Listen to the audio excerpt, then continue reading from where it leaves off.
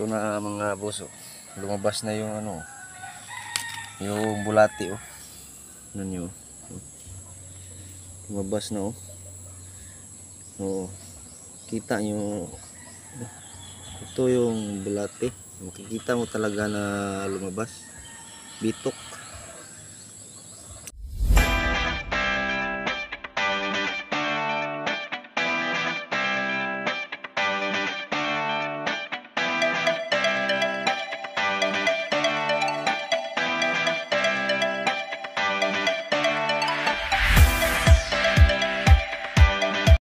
Kukuha nga pala tayo ng mamon. Ito yung puno ng mamon, no? Yung bunga.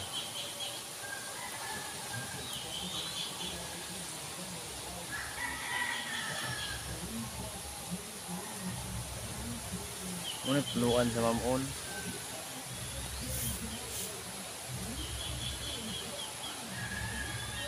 Parang niyog. Ang klaro.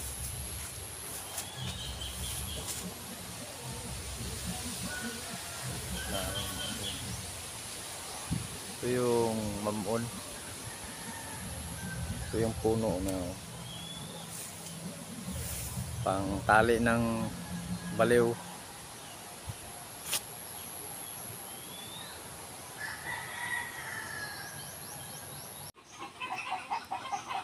Ayun, kumuha na ako ng bunga ng mamon. Yung puno nga pala dito mga boss ay ano, gamot din sa baliw. Kukuhanin ng puno at pikason. Dayon butangan og kuan, plastaranan sa tiil. Yung masulod ang tiil sa buang ay baliw. At saka doon ibalik, itaklob pagbalik, tapos sa loob na yung tiil ng baliw kasi gamot daw to, gamot daw yung puno, maka ano daw sa baliw kasi gagamitin ko to pampurga kasi matagal ko na itong hindi napurga yung manok ko. Baka mayroon dyan sa inyo na hindi kilala to, baka nandyan lang sa tabi-tabi nyo. Napakatipid to kasi di na tayo bibili ng gamot na pampurga ng manok kasi napakamahal na yung purga ngayon. Kaya ito na lang, effective pa naman to kaysa ano, kasi yung gamot na ay tablet, di natin makikita yung bulati na lumabas, pero ito makikita mo to na lalabas talaga pag ipot nila.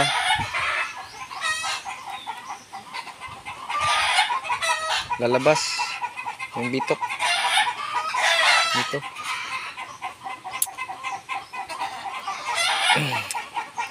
Ayun, kita ko na lang sa inyo kung paano pag magpurga na ako.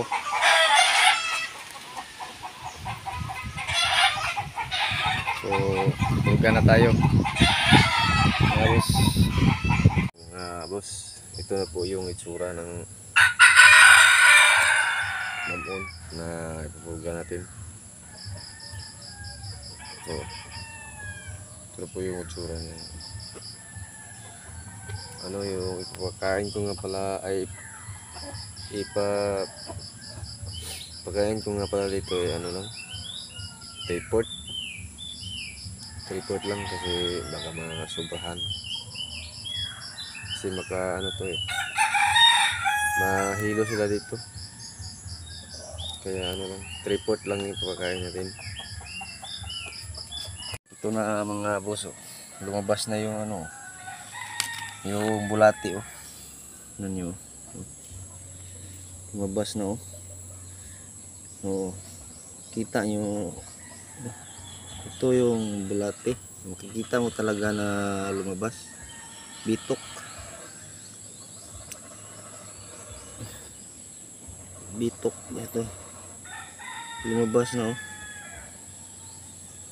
Marami oh. Maliit lang yan sa kanya kasi ano. Ito yung ano, yung 6 months natin. Maliit. Maliit pa lang ito sa hindi ko pa nakikita. Ito sa mga matanda natin. Wala pa, hindi pa lumabas. So, ayun na mga boss. Tapos na tayong magpapapurga ng manok. Tapos na rin po tayong magpaligo sa kanila. So, hanggang dito na lang boss. Maraming salamat sa inyong panonood. Maraming salamat sa inyo mga boss.